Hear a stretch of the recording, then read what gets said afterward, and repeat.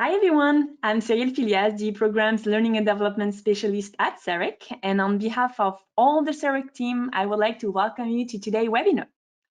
Today, we are delighted to have Michelle Dittmer live with us to talk about gap year and share some idea and tool that you can use to support your clients and students. But before Michelle gets started, I would like to take a few moments to introduce you to CEREC, for those of you who don't know us yet, and share some housekeeping notes with you. So CEREC is a charitable organization that focuses on education and research in career counseling and career development in Canada.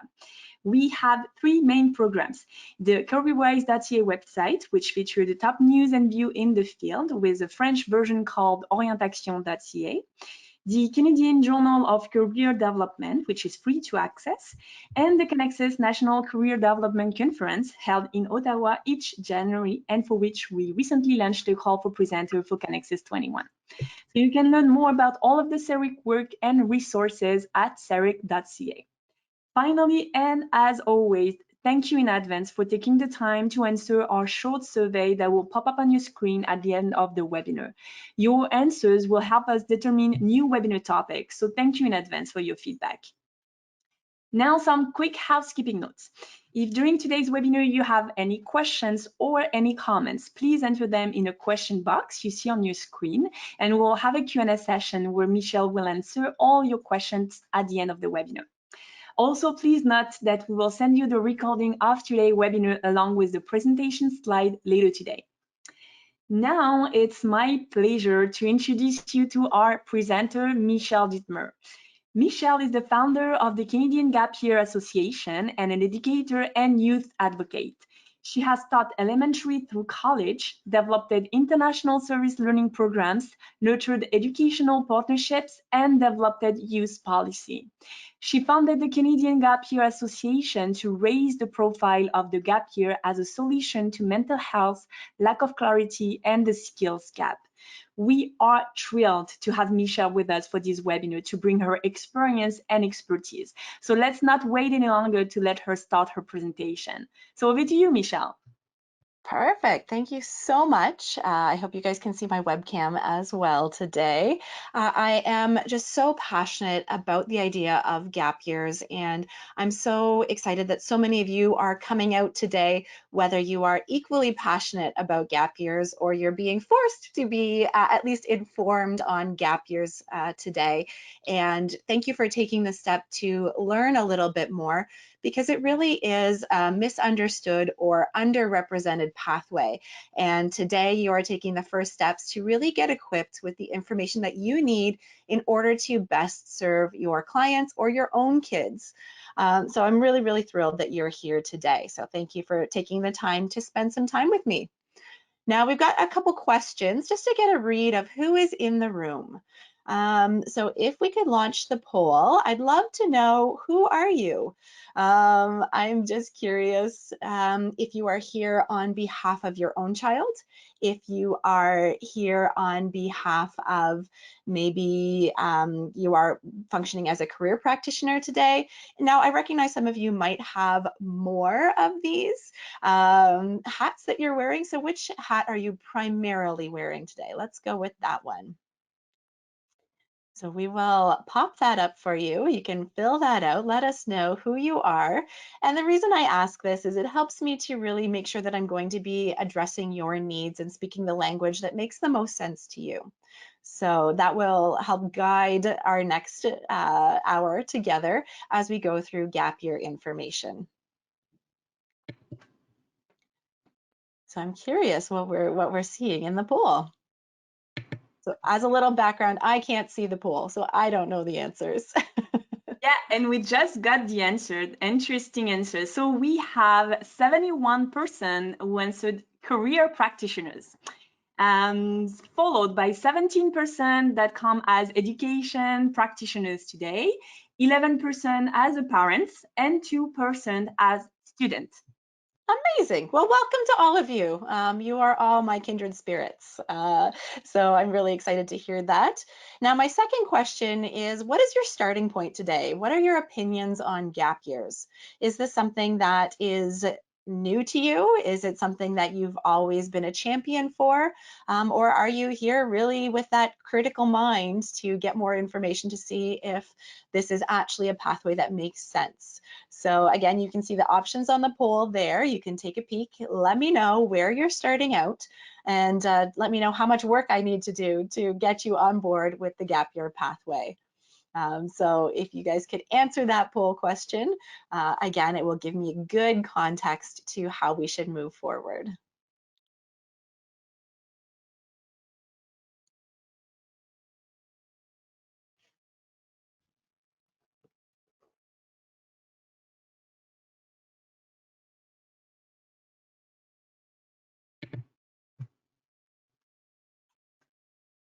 And we got the result. All right. All right, so the majority, which is 43%, say, I don't know enough yet. So you are in the right place. Then we have 23% said everyone should take one, followed by 19% said this year gap makes sense. And 15% said, I'm skeptical but listening. All right. Perfect. Well, thank you for answering that. We've really got the whole spectrum in the room today. So let's see what information it makes the most sense for you right now. So let's move forward. The first thing I want to do is really talk about the definition of a gap year, because this isn't necessarily something that everybody has the correct definition for. A lot of people assume that a gap year is for folks who have access to lots of finance, that they're going to hop on a plane with a backpack and travel around the world for a year. Now, a gap year is so much more than that. And this is the definition that we at the Canadian Gap Year Association use. And you'll see that it doesn't say anything about the fact that it is a year long. Gap years can fluctuate between a semester to a couple years. And the majority of them will be one academic year, but that is not necessarily a prerequisite. You'll also see that it doesn't say that it has to happen right after high school before going into post-secondary. About 30% of the folks who come to the Canadian Gap Year Association are taking a break mid-post-secondary or after graduating their undergraduate degree. So it doesn't necessarily have to be right after high school, but we do see the majority of people coming to us at that stage in life. And you'll see that it doesn't require travel, which is a really important note to talk about today as we're looking down this tunnel of maybe airplanes not being quite as accessible and friendly in the near future. Actually, if we look at what the typical Canadian gap year is, that people will travel for less than 3 months of their gap year, with the majority of them traveling around 3 weeks in total. So the misconception that it is a year full of travel is a little bit false. Most people will try and squeeze in some travel as a reward or as a growth opportunity, but it's not always the central focus of what their gap year is.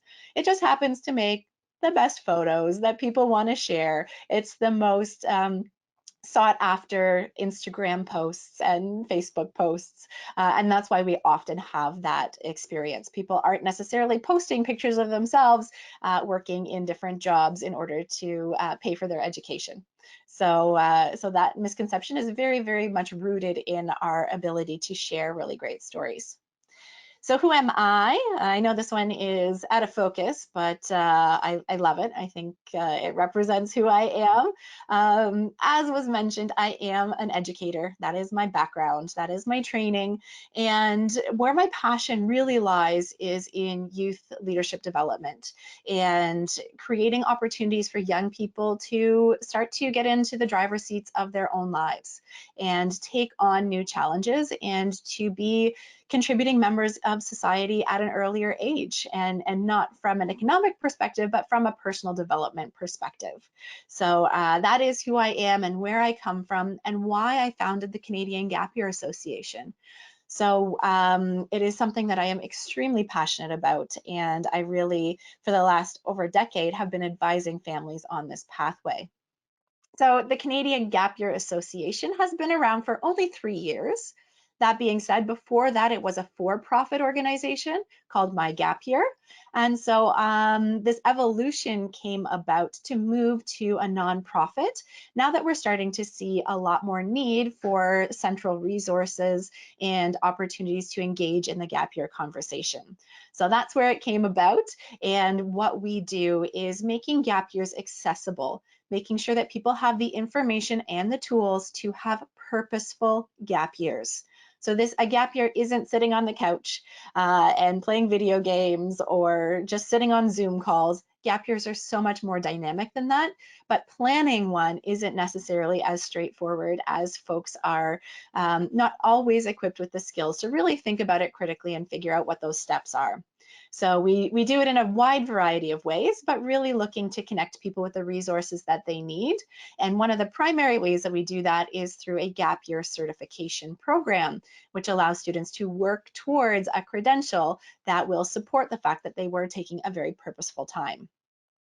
So if I had to boil it down into one sentence, we are your partners for all things gap years. That's where we start.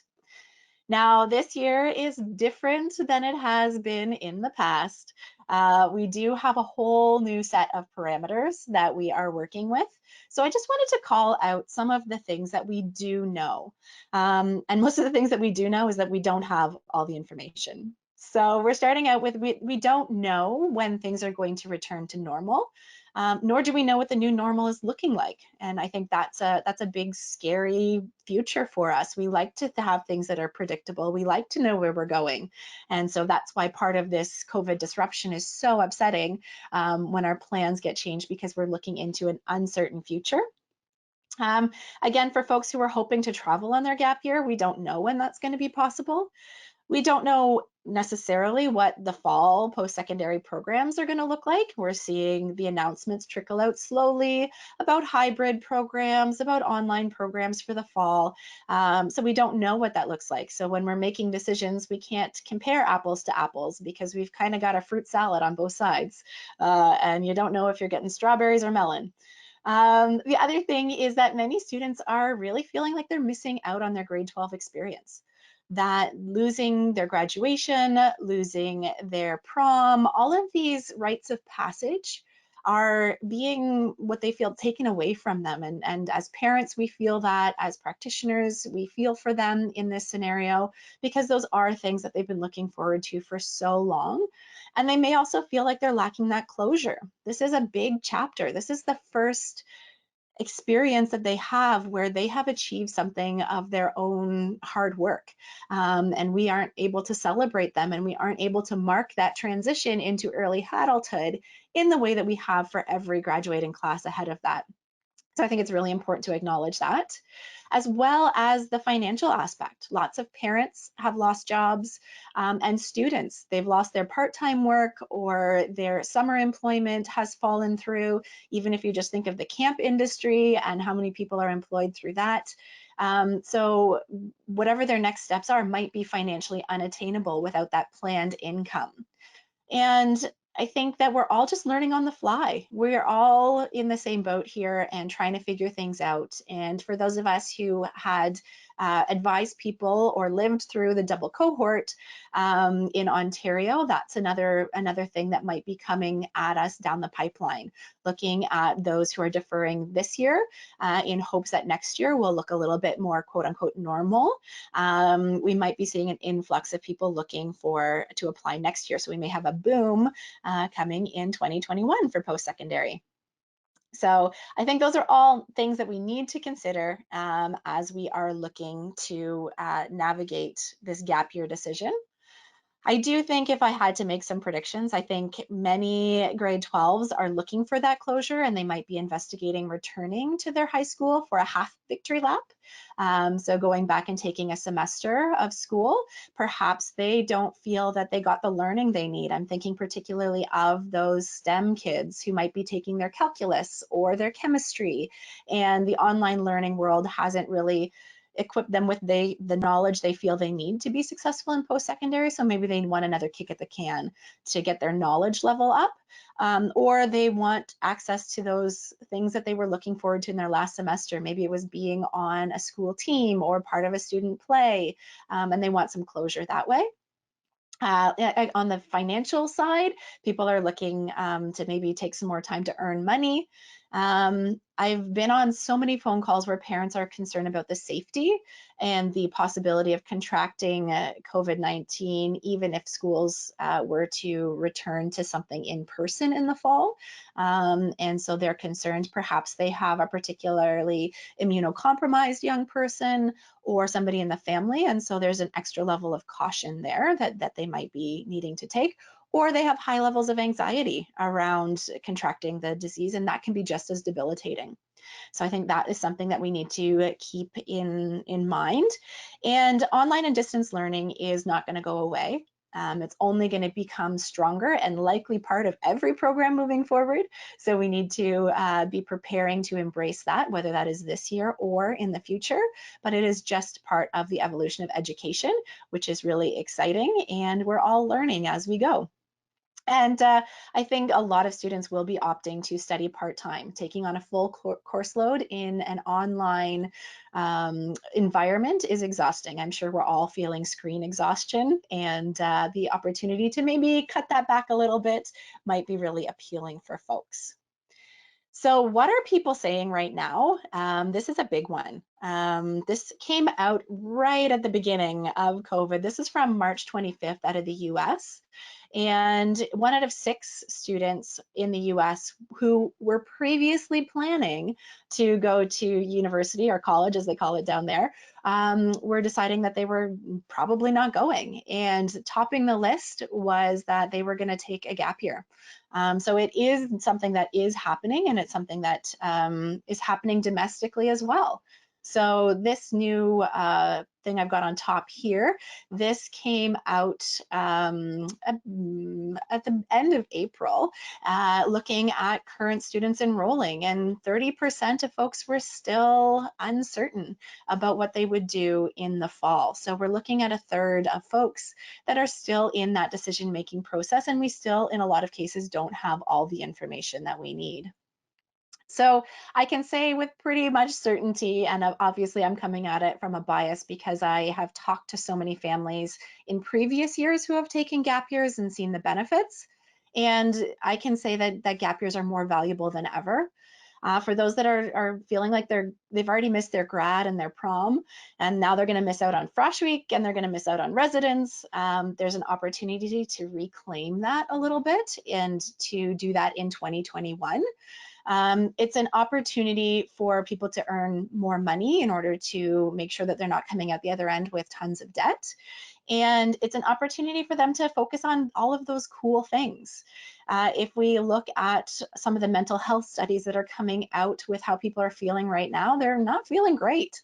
So this is a great opportunity for people to be excited about something and to find areas of passion that they can jump into with both feet and help it to recharge their mental health battery and put them in a place where they're ready to step into post-secondary when it's time.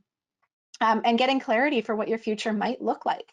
I think there's so much up in the air right now, and people might be questioning the particular field that they wanted to go into, knowing that we now as a global society have different vulnerabilities, and that we have different needs.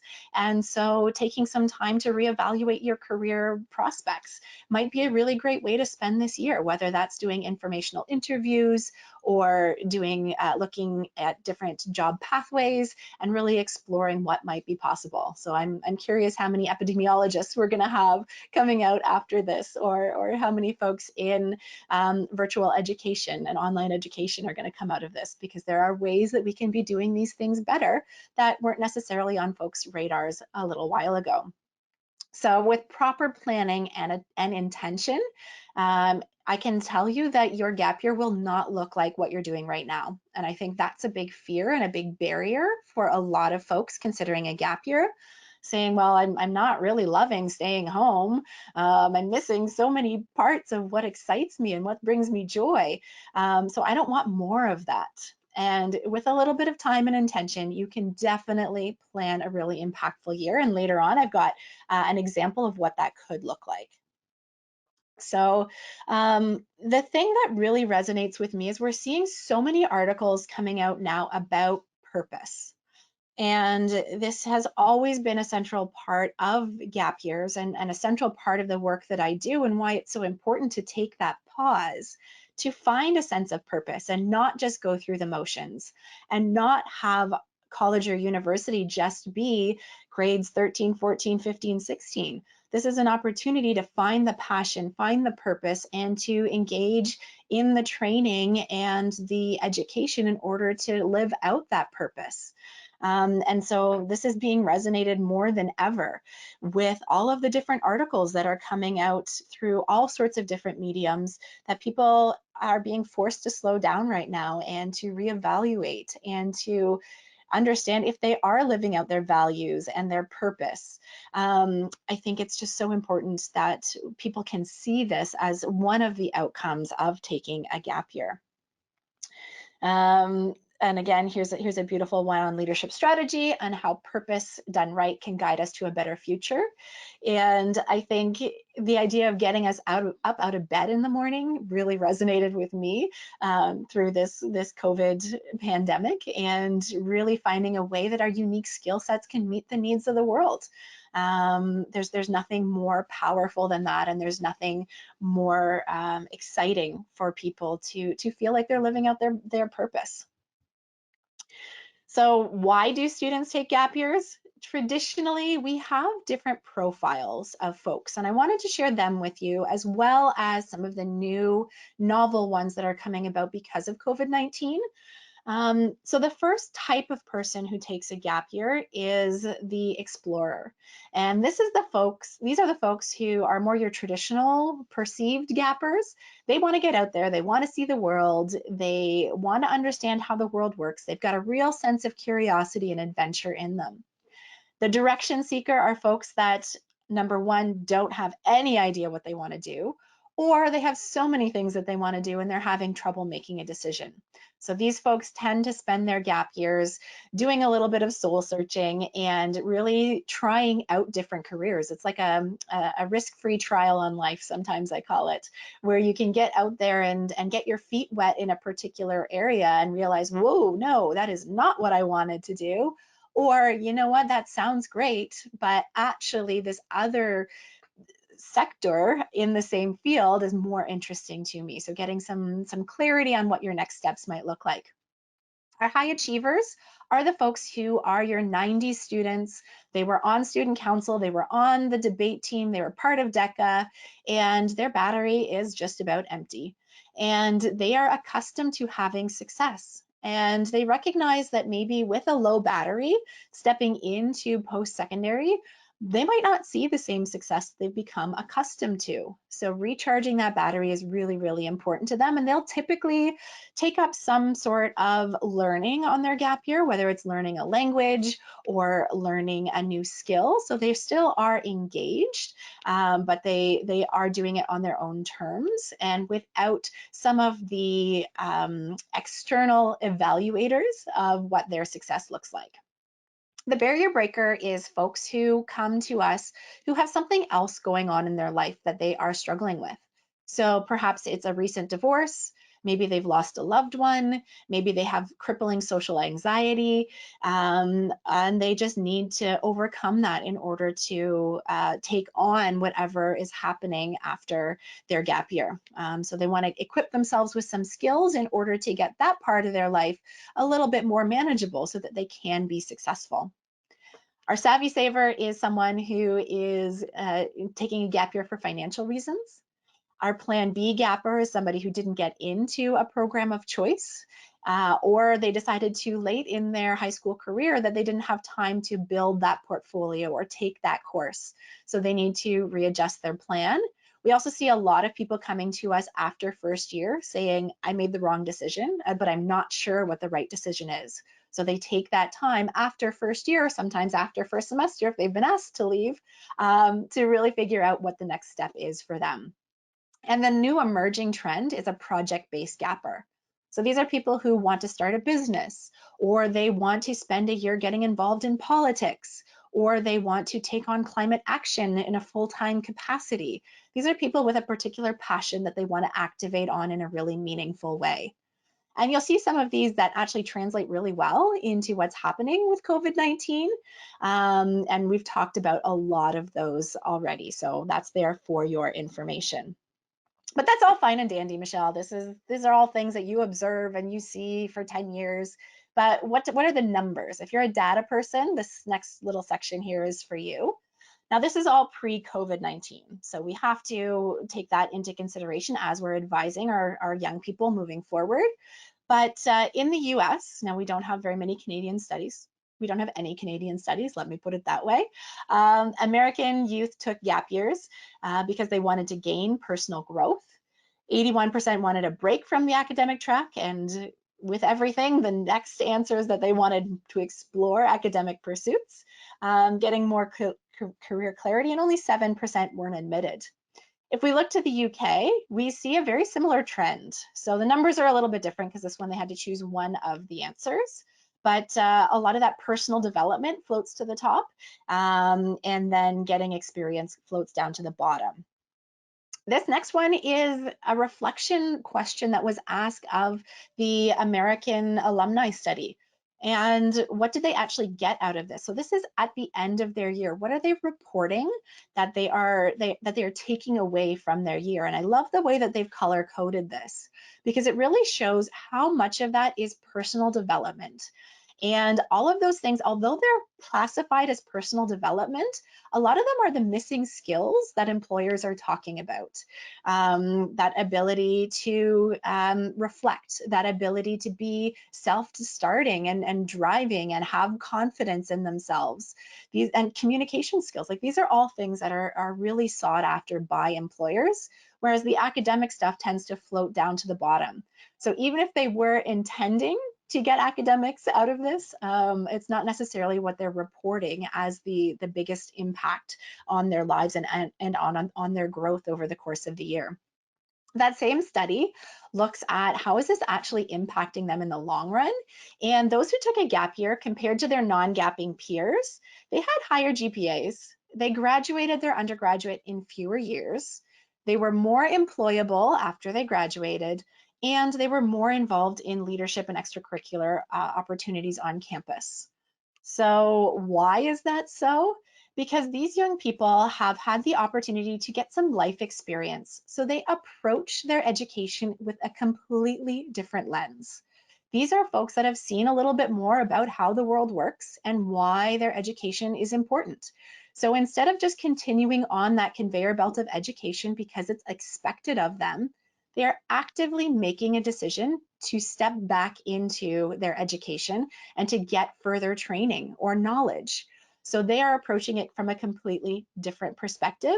They've also already overcome so many of those barriers and life skills that are missing from a lot of our young people coming directly out of high school, because they've had a chance to be independent and get out on their own, develop that confidence so that they can step into their university or college experience or whatever their next step is, with a little bit more authority and a little bit more confidence in being the driver in their own life. So these are all things that we see, and that's why it's reflected in their GPAs and in their graduation and employment rates. I think it's also important to talk about these two things because they are uncovered, I guess we can call it, pieces of information that actually 1/4 of Canadians take a break before heading into post-secondary. So this is not saying that they call it a gap year. The vast majority of these people do not call it a gap year. It doesn't feel like a gap year to them because they are working for the year. But the narrative that we have created in society is that everybody moves directly. And if they don't move directly, they're not going to return to post-secondary. So the studies actually show, and these are Canadian numbers, both of these are Canadian numbers, is that for those who did take time off, 81 to 90%, depending on the study, return back to post-secondary. And I think that's really important because parents always are concerned that if they do take a break, then they're going to lose momentum, they're going to lose enthusiasm, they're going to get a job and get money for the first time and forget education because I'm making $14 an hour. And that is not the case. And so now the next thing that parents always say, well, my kid is in that 19%. And I would make the argument, now I have no data to back this up, but anecdotally, the dropout rate for folks who head into first year and drop out or switch programs, it's somewhere around the 9 to 14% mark. So I would argue that it's likely the same profile of somebody who wouldn't return after a gap year as to somebody who would drop out. So if post-secondary is in the cards for your young person or the person you're advising, they will likely make that transition regardless. Now, I can also say that I have come across some gappers who did not return back to post-secondary, not because they couldn't or didn't want to, but because they found meaningful employment. And some of them are earning more money than I am right now. They are engaged in really fulfilling work. They've taken on leadership within their organization, and they don't necessarily need the post-secondary in the same way. They've got it on their radar for when it's right for them. But for right now, they are being very successful, very fulfilled, and very happy on their current path.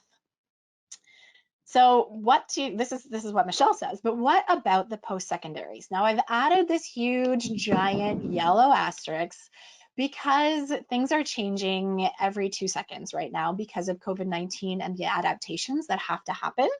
So let's take a look. So when it comes to post-secondary, after your gap year, there's 2 routes that you can take. The first is to not apply in your grade 12 year and apply during your gap year. So for the most part, students are not penalized for taking that pause. They're just coded differently in the back end. Or you can apply in your grade 12 year and you can defer your acceptance, which means saying, thank you so much. I would love to come to your school, but September 2020 is not in the cards for me. I would like to attend for September 2021. So those are 2 options that you have if you are considering a gap year, and depending on when in your decision-making process this comes in before you, these are things that you can do. So let's take a little peek at what particular post-secondaries are saying. Here we go. I'm just waiting for my slide to change here. There we go. So Harvard is our gold standard often, I think. So we've got a question coming in here. Will we be able to get a copy of the slides? There, that one's already been answered. Pros and cons of taking a gap year. Okay, perfect. I will be answering those a little bit later on, so hold on to those questions. Thanks, guys. Harvard, our gold standard, they have for decades been recommending folks take time off. So with your letter of acceptance, they actually say, you're brilliant, we love you, and you will only be a stronger student moving forward. So there's one kind of gold standard that we can look to. Here's one I just pulled off the University of Guelph's website. Sometimes it takes a couple steps to figure out how to defer your acceptance, and sometimes it's really easy. So depending on the university and depending on the program, you might see different things.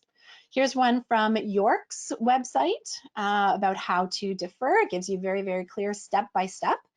Something to note, though, is that they have particular programs that do not accept requests. So there is no blanket answer that I can give you if you will be allowed or not allowed to defer your acceptance. And this year it's even a little bit more uncertain. The universities and colleges have the right to decide for themselves whether they will defer or will not defer, and what the rules of engagement are for stepping into that process. So they all look different. Here's University of Calgary. This one's buried a little bit, but they do not defer at all. That's University of Ottawa. So you can start to see that there really is a wide range. Here's one from St. FX, and I've highlighted down there at the bottom that one of the reasons that they can defer is a gap year. but they need to have a plan. They need to give the name of the organization and program to make sure that they are being really effective in their use of time. So if that is something that they are looking to do, our gap year certification is a great opportunity given this year's parameters. It is something that can be done locally or abroad and is a gap year program. So that would meet that requirement. So a couple things to also be aware of as people who are advising or people who are considering this deferral. Sometimes if you are not making a direct transition from high school to post-secondary, you may be ineligible for some scholarships. So a lot of the built-in scholarships, the entrance scholarships, they can also be deferred, but sometimes those external scholarships or those specialized scholarships require that you are making that direct transition. So make sure that if you are deferring or considering a gap year, that you're reading the fine print of scholarships as well as the fine print of the deferral requirements. One very common one is that you're not allowed to take a 4-credit program from any institution, any higher ed institution, while you are on deferral. So make sure that you are reading those things because you don't want to void by accident any deferrals that you have set in place. Another thing that's really important for students considering gap year is this idea of being a year behind. That's something that is really real for them and a real struggle. And the two most important times that folks are struggling is in June of their grade 12 year when everybody's talking about where they're going next year. Now this one is almost erased because nobody knows right now where they're going or what it's going to look like. So actually, instead of erasing it, I should say it's magnified and it's everybody is feeling a little bit of extra stress at this time. And then in September is also a really challenging time. As they see peers heading off to school, they start to doubt whether they have made the right decision. And this year, maybe it will be very clear that they have made the right decision because they likely won't be seeing those pictures of Frosh Week and residence. And they may be able to create some really exciting opportunities for themselves on their gap year instead. So I've been talking a lot. I need a drink. So I'm going to put up another poll question for you here. I've talked a lot about all of these different reasons for taking a gap year. So I'm curious for you guys, what is the most compelling reason to take a gap year? So I provided a couple of options. I'm only allowed 4 because there's so many different reasons why a gap year might be in the cards for the people that you're serving right now. So I'm curious your thoughts on this and how you are feeling this might represent what's going on. So we will keep that open for a second. So click in, send your answers.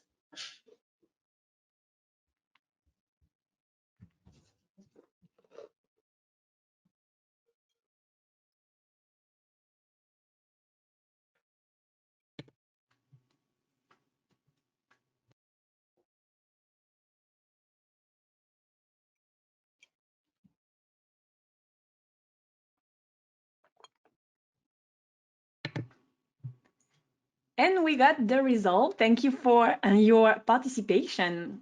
And okay, so we got the majority, which is 72% said depends on the student. Then we have 11% of attendees who answered financial recovery, affording school, followed by 10% to invest in mental health recovery. And finally, 7% answer recapture the traditional school experience. Amazing. Thank you for sharing that perspective. And obviously the first answer does incorporate the other 3 as well. But I think it's really important to recognize that everybody's coming to this with such individual experiences and needs and hopes, and so much of this is going to be case by case. But hopefully we're starting to dive into some of the tools that will help you to really help them. So I'm curious now what the biggest hurdles you think your clients are facing when it comes to taking a gap year. There are lots of things going on this year that are different than before, and there are some new barriers that are coming up and different things that we need to be considering. So I would love to know what, in your experience, is happening right now. So go ahead and answer the poll. Let us know which one of these 4 options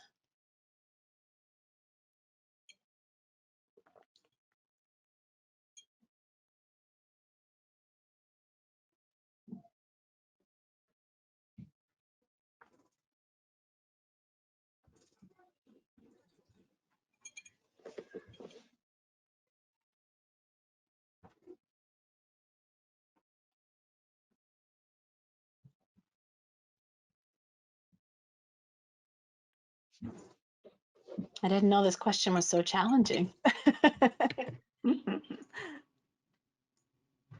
And yes, here we go. We got the result. And it's a balanced result, actually, because we have 41% of our attendees who answered family pressures, expectation, followed by 32% I don't have or they don't have enough information. 18% said scared of lack of structures, and then 9% social stigma. I think that is very reflective of what I'm hearing as well. I think that there are a lot of barriers, and a lot of those are in our social structures. It's not necessarily that a gap year is a good thing or a bad thing.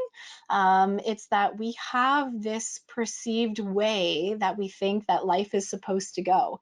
And when we are doing something different, it's really hard and challenging. And those social structures and those social narratives that we've created are ingrained in who we are, in our identity as a country, our identity in having those milestones of transition into adulthood, and whether that's coming from society or coming from our parents.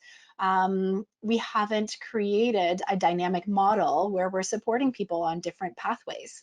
And Canadians are also a little bit conservative. We like to know the path forward, and when we step into ambiguity, that's when we get a little bit uncomfortable. So that's why there isn't too much out there that is formalizing the gap year pathway. So let's talk about what can you do on a gap year. Especially this year, given COVID-19, I think it's really important that we explore this, because people who think that you can only travel on a gap year are not going to explore this pathway. So let's actually talk about what might be possible. So let's look at a whole bunch of different scenarios. So one of the things that I recommend a lot of folks explore is to start a business or work on a major project. Now, this doesn't mean you need to come up with a tech startup in your gap year, but maybe you want to mow lawns, or maybe you want to help train seniors how to use House Party with their grandkids. Maybe you want to start selling your artwork that you create, or maybe you want to photograph your neighbors. So there are lots of opportunities to develop a small business that's going to give you so many skills that you can leverage moving forward. And similarly, working on a major project. So what is it that you are really passionate about that you could get off the ground? Is it a huge art installation, or an art gallery exposition that you want to put on? Or maybe this is one of my favorite examples. Maybe your family has always wanted to refinish the basement. This is a great project for a gap year, especially for some people who are looking to explore the trades, which are very hands-on programs. Can they be involved in the design and execution of refinishing a basement?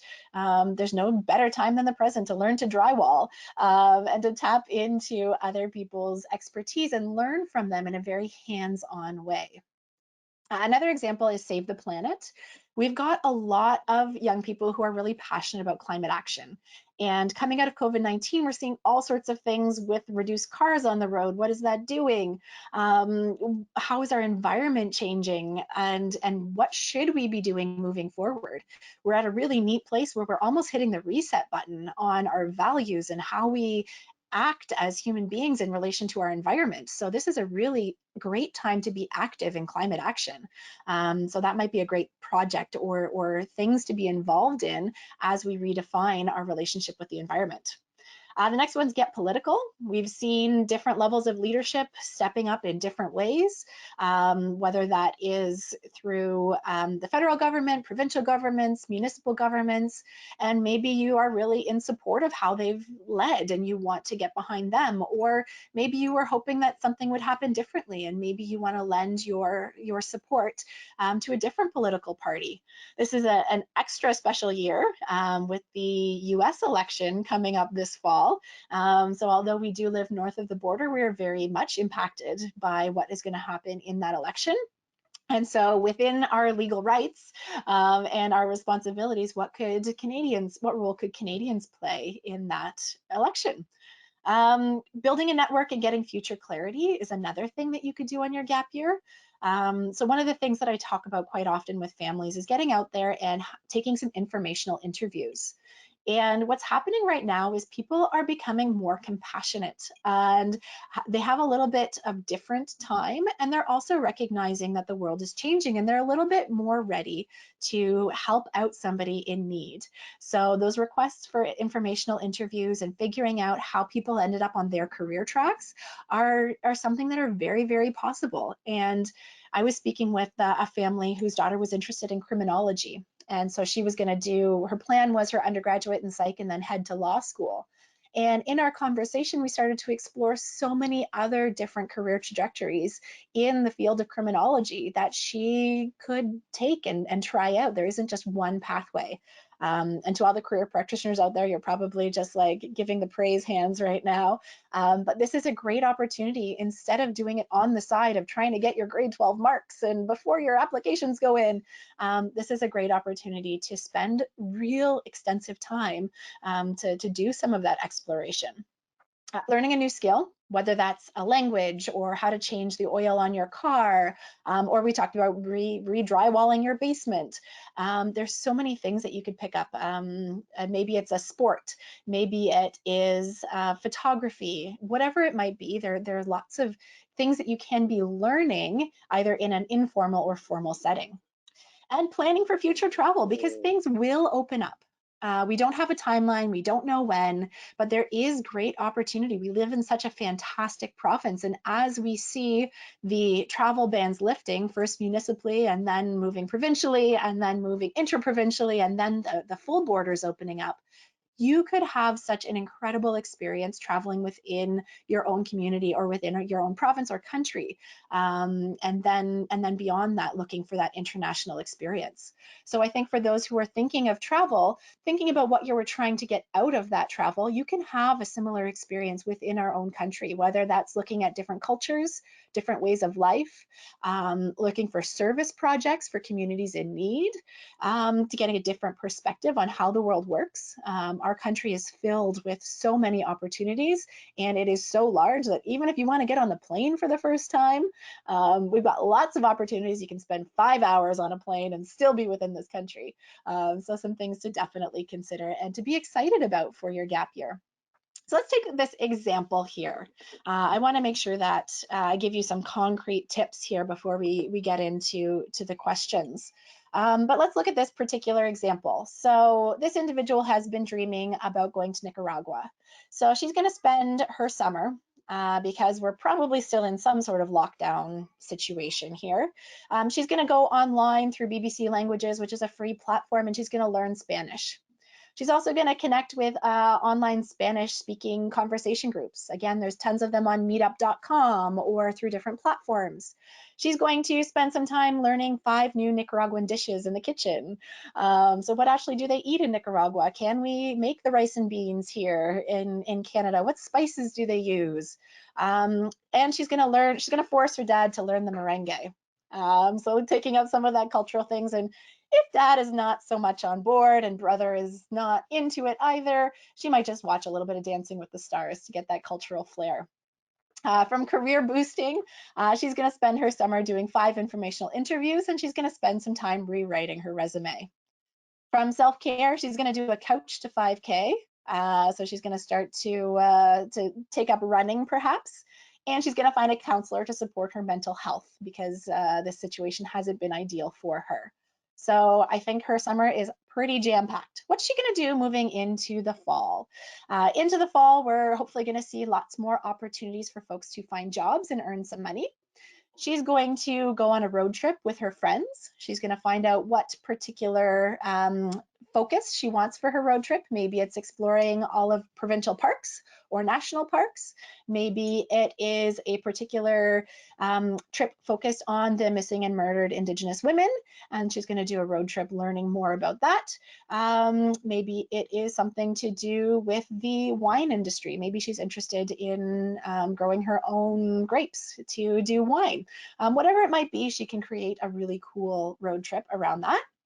She's going to get some sort of certification, maybe her scuba license, maybe she's been putting off her driver's license, or thinks maybe a pilot's license might be pretty cool. She's going to get learning. She's going to get her Smart Serve or maybe her first aid certification. So getting some sort of credential that she can use to leverage for future jobs. And she's going to continue her Spanish learning. And then she's going to join a local climate action group or maybe start an initiative of her own.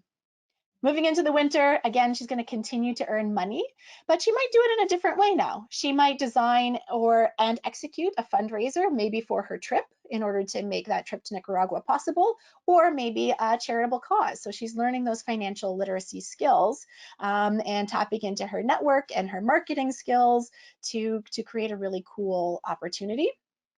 She's going to pick a new skill to learn. So she doesn't know what it is, but maybe she's going to take up knitting or changing oil, or you'll see some of the examples that I've used because they come top of my tongue really easily. And then if possible, she'll travel to Nicaragua on a cultural immersion service trip. In the summer, it would look like your typical summer after grade 12, getting ready for school, earning some money, and she's going to complete her gap year certification through us. So lots of cool things.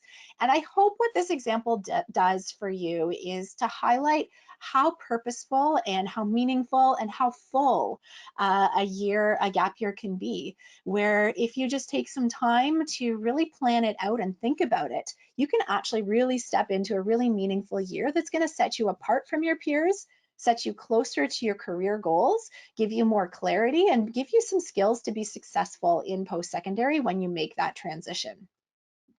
So what is your role as a professional advisor? How can you support?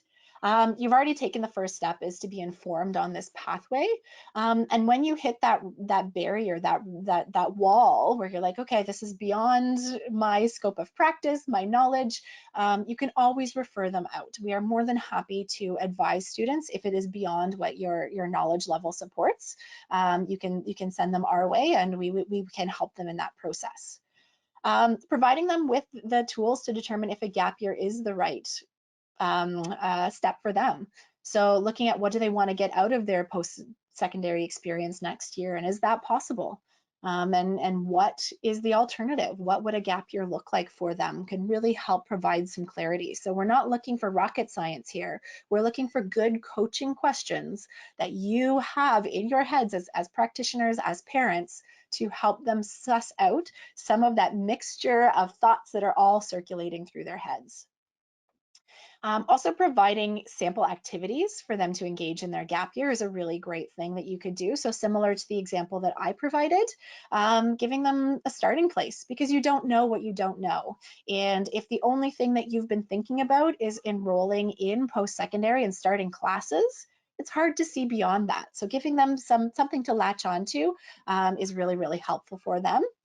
And then also talk to them about what it will look like after their gap year. So if they have a deferral, things are pretty much taken care of. But if they didn't apply, or if they're not accepting their offer, then talk about what that reapplication process will look like. And it looks like the same as it would in grade 12. So you already have a lot of those skills if that's your expertise.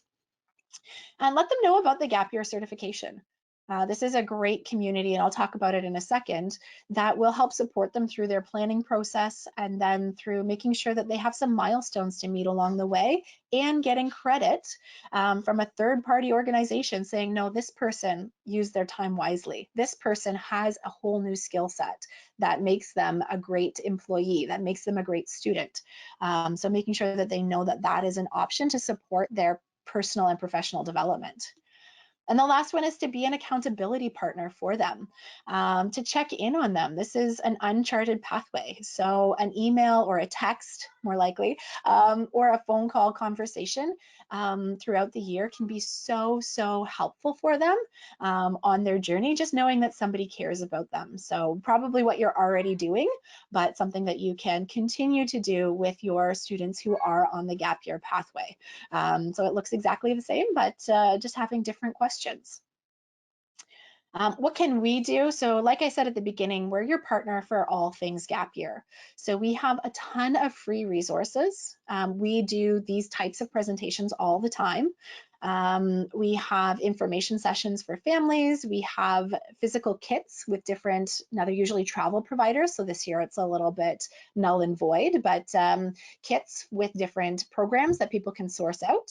We have a podcast that we launch weekly with all sorts of different tips and tricks. We've got an episode out there on values-based decision-making when we don't have all the information for post-secondary. We've got episodes on how to plan a travel-free gap year. We've got alumni speaking. We've got parents speaking. So it's a really great resource for folks out on their daily walk with the dog to tap into and learn a little bit more. We have a newsletter on our website. We're updating the quiz to be a COVID-19 quiz, but there's a little guided quiz that helps people decide if a gap year is right for them. And we offer free 30-minute consultations for any families who need that advice. And so those are things that are all free of charge. We do have a couple fee-for-service opportunities. So we do run a 4-week gap year planning course. It's between about 15 to 20 hours worth of work. And it is starting, the next cohort is starting June 1st. So for those who need help to create a plan, like the example plan that we saw, it helps them to actually get all of those pieces, to think about all of those things, everything from goal setting to conversations you should be having with as a family, to putting pen to paper and putting together a plan for your year, including a budget. So that is a great resource for people who need a little bit more support and aren't confident taking that planning on their own. I talked about the certification community, and we do gap year coaching. So if folks do need a higher level of support, we would pair them with a coach who would walk them through their entire year and stay with them. When we talk about the certification, this is designed specifically around what we see with the skill gap that employers are talking about, specifically around the Search Institute's developmental assets and developmental relationships. So it's informed a lot by theory, but really what it is helping with those adulting skills and with those personal awareness skills that so many young people need, and a gap year is a great way to develop those. So it is an online community where folks can come in, they get access to resources on all the various pillars. There's a community that they can join of other people who are on a similar journey. And it allows people to really get access to different ideas that they can execute on their gap year. So in order to do it, they need to complete different pillars. Now it's similar in model to the Duke of Edinburgh Award, where we don't say you need to complete this community service activity or this overnight adventure. There's a lot of flexibility for young people to do what interests them. So they may be really interested in the My Finances pillar. They may spend their whole year figuring out the stock market, and that is the key capstone piece of their year. Or they may be more into their personal wellness, and so they can flip and adjust the requirements based on what they're looking at. So it can be done in 40 hours. Somebody can blitz through it in a week if they really wanted to, or it can be the centerpiece to your gap year and really spacing them out and taking them more in depth. But it's a way to validate the growth and learning and to provide a structure to really help these people feel like they're moving towards something, and to give them some checkpoints along the way, as well as that community that they're connected with. So definitely a great tool and resource for people to use. So we're getting close to the end here. I got a couple more questions for you, but we are almost out of time. So maybe we will skip that and open it up to questions. Thank you very much, Michelle, for your presentation. And today we got a lot of great questions. So thank you all for your participation. We are going to try to address some questions, and happy if you want to stay over a couple of minutes after one. So let's start with the first one, Claudette. So Claudette was asking, have you come across in your practice student and or parents exploring this avenue in Quebec? Is information available in French? Malheureusement, non. J'ai pas assez d'argent pour faire la traduction de toutes les ressources. J'espère que bientôt, on va trouver quelqu'un qui peut me donner de l'argent pour l'avoir en français, mais malheureusement, à ce moment, c'est complètement en anglais. So only in English at this time, sorry. Merci, Michelle. Second questions. Lisa is asking, are there statistics on post-secondary students taking multiple gap years throughout their programs? What is your experience with students doing this? Yeah, I don't have access. I haven't really dove deep into taking multiple years throughout their experience, but it is very prevalent, especially for those who have financial need and they want to earn money in between, or for those who their capacity to take on a full course load all the time and heading towards burnout. It's a real thing. So when we look at the number of years it takes students to graduate what was typically a 4-year degree, I think the average is about 6. So people are taking breaks, taking time, or spreading out their courses. So the folks who are on a path to graduate, they will find a way, and taking multiple breaks is not a problem. The universities give you lots of time in order to complete those degrees, and people should be taking advantage of it if it's right for them. Because during that time they can be doing things that are going to be moving them forward in their career. It's not necessarily lost time because you're gaining life experience. It's almost like a self-directed co-op experience. Thank you. Thank you, Michelle. And Melissa was asking, maybe as a career practitioner, do you have a list of questions that could generate through provoking thinking about gap year? Great question. Yeah, so it's currently sitting in draft in my on my desktop right now. So I am going to be publishing that on the cangap.ca/counselors portal. So that will be there hopefully by next week. So make sure you check it out there because that's what I want you to do. I want you to have the skills to have those conversations. So thanks for that. Thanks for the poke and the reminder. It's on my to-do list, but I will put it at the top of the to-do list. Awesome. And actually, like maybe following just that in terms of resources, Donnelly was asking if there is a directory or list of programs that we can do in the gap year. Example, a website with all the volunteer options, something like that. So the short answer is no. CanGap does have some official partners, so organizations that run programs that are conducive to take on a gap year, but it is not an extensive list by any means. So what our goal is to continue to outreach to those partners and get them all in one place, but we haven't been able to successfully do that. So it does take some digging and some research in order to find them. I really strongly encourage folks to follow us on our social media platforms, because when bursaries come available, when different programs announce what's going on for them, we're constantly posting that on social media. So that's a really great source of information about all these programs. And if, unfortunately, so much of it is in our heads, and we're doing our best to get that onto the website so people can tap into it. As part of one of the podcast episodes, there is a great section on how to find a volunteer opportunity, talking about the different ways that you can approach doing those searches. Because also part of this is to empower our young people to have those skills to find the opportunities. So we want to facilitate it, but we don't want to be doing it for them either. So we're growing our list, and we're getting information out there as quick as we can. Awesome. Thank you very much, Michelle. And that was the last question for today. Thank you very much for all your great questions. And I will make sure to forward them to Michelle. And yeah, thank you for your great engagement. Michelle, thank you for your presentation today. I thought it was very interesting to learn more about the benefits of gap years, and especially what is the pro and con, and how to determine if it's a good option. So I hope that the participants who were with us today feel now more equipped to answer some of the questions that either their child or student they work with may have. So thank you for having shared your expertise and experience with us today. You're very welcome. Anytime. Thank you.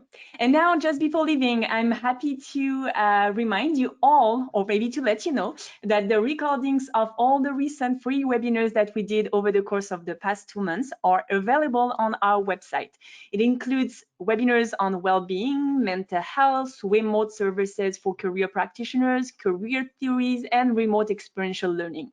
So you can visit our website at ceric.ca/webinars to access the recordings, and don't forget to subscribe to our webinar news to stay informed of new webinar opportunities. Now, please don't forget to share your feedback and future learning need with us in the survey that will just pop up on your screen. And thank you, Michelle, once again for your presentation today. Thank you all for your great engagement, and have all a wonderful day. See you at another learning opportunity.